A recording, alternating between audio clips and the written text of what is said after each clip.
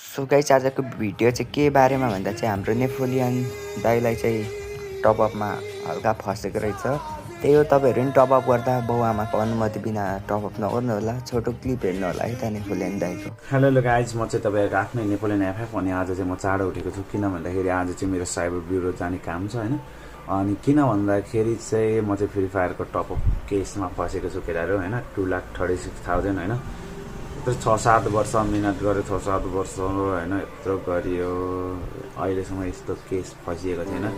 यसपालि चाहिँ एउटा बच्चाले चाहिँ मलाई फसाएको छ भनौँ न। अब 11 वर्षको बच्चाले टपअप गरेको रहेछ र यसपालि चाहिँ केस ल्याउने 2 लाख 3 लाख तिर्नुपर्ने भएर एकदम ठनाम्दै।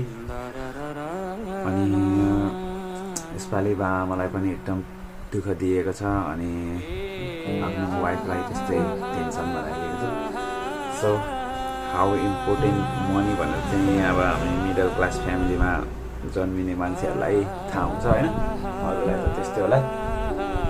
सायद अब मेरो गेमिङ इरा सायद यहीँसम्म इन्ड हुन्छ होला जस्तो लागिरहेछ, किनकि म एकदम धेरै ऋणमा फसिरहेको छु। नेपाल बसेर खासै होला जस्तो केही लागेन। 2,36,000 भनेको त नर्मल अमाउन्ट होइन हाम्रो लागि त होइन।